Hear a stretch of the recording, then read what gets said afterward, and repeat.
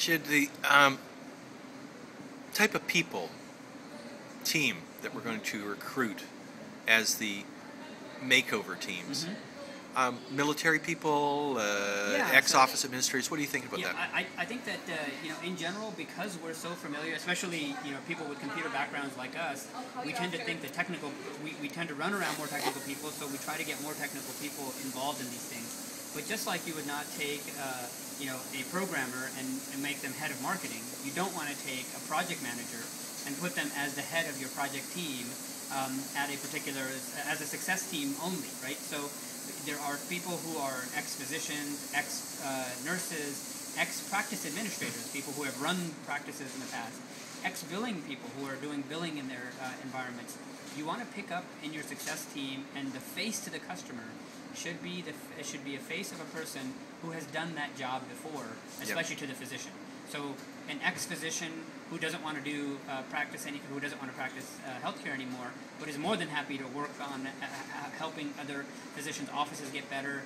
Those guys are harder to find, but your ex-practice administrators are pretty straightforward. That's not that hard to find in any given localities because most practice administrators will know each other. There's actually an association called the MGMA, which is made up of medical group administrators. Right. So literally you go to MGMA and say, hey, we're looking to hire a bunch of ex-admins. We're going to pay them twice what they used to make, and they'll be in charge of doing all the things that they always wanted to do in their office, but were never able to do because their physician didn't agree with it. Or didn't have the technology.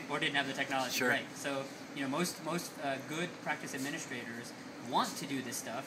They've just been held back because potentially their physician, they didn't have enough money, etc.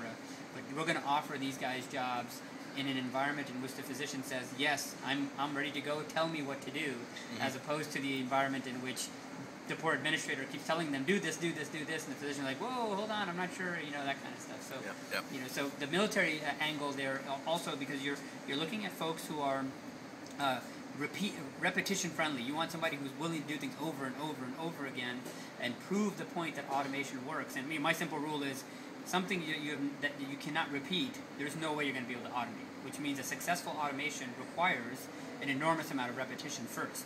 And, your ex-military guys, folks who understand process very well, that's why a project manager is actually very good.